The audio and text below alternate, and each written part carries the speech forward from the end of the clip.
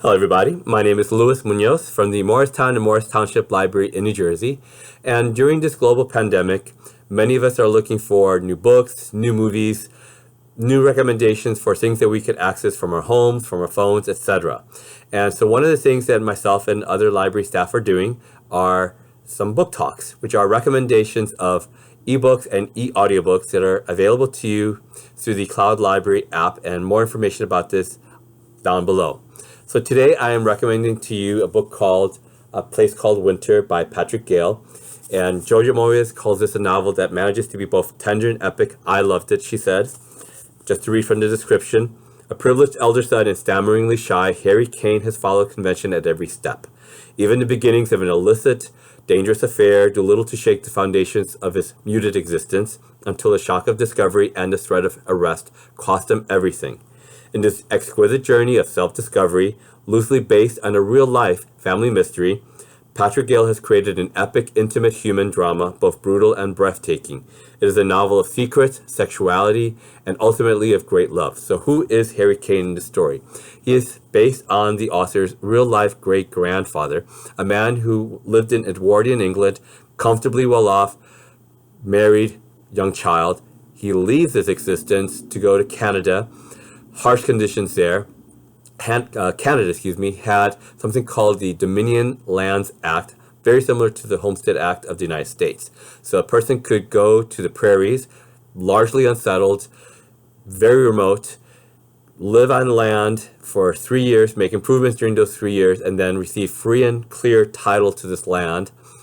But when we first meet Harry Kane in our story, he is not on this land that he goes out to settle. He is actually in a mental asylum. And actually, when we first meet him, he's about to receive very brutal water treatments. Are these meant to rehabilitate him, cure him, help him? Who knows? But he's very far away from his previous reality in England, and also from the reality of going out to Canada. So how did he end up in Canada? And how did the author come to create this story? Well, the author's grandmother had left behind various family papers and a history of her family. She was mostly raised within her mother's family after her father left when she was a very little girl. And she talks about her mother's family, but says almost nothing about her father, who didn't die. He just left. And she did not meet him again until she was middle-aged, and he was much older. So there was some kind of scandal that she very definitely wanted to avoid talking about.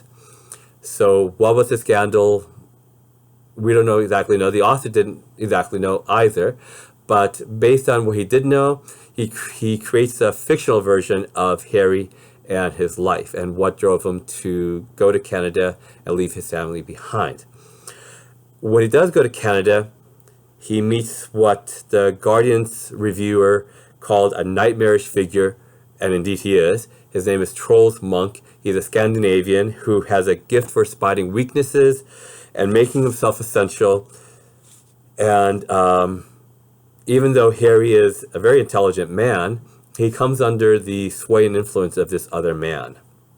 So even though he goes to try to find a new life and new happiness in Canada, he encounters instead horror, death, and incarceration. So just to give you an example of how the novel could be both brutal and breathtaking on the same page, this is from page 6.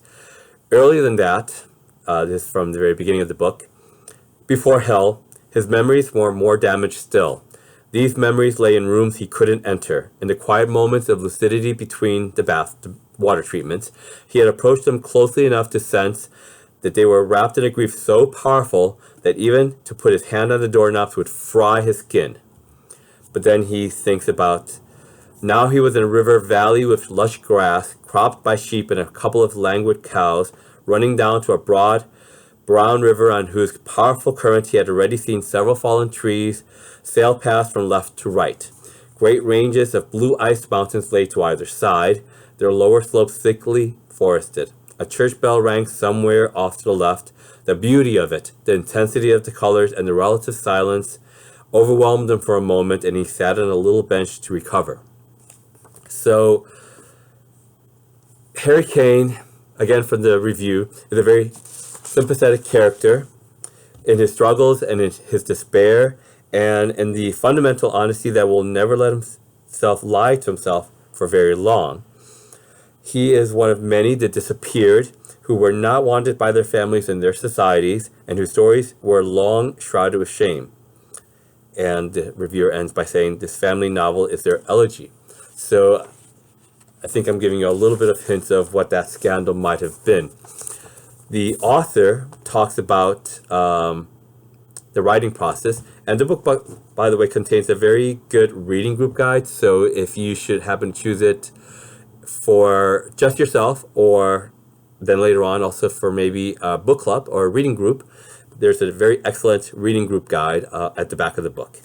So the author says, a place called Winter is a departure for me. He has written historical fiction before, but has also written contemporary novels, and most of the books are set in Cornwall and not in those times, and not definitely in Canada. And it's told entirely from one man's viewpoint, but I hope it will also be comfortingly familiar to readers of my other work in its portrayal of the daisy chain of striking female characters. There's some fantastic female characters in this book, even though it is really mostly from Harry Kane's perspective, who help Harry along his road to greater understanding. It was startling to be shown the beautiful finished cover, which in some ways proclaims the book a Western. It is a Western, complete with terrifying villain and a hero forced to rely upon his own resources in a wide, open landscape. But it's also a bittersweet, passionate love story, and I hope there's enough of either in there to satisfy readers of either genre.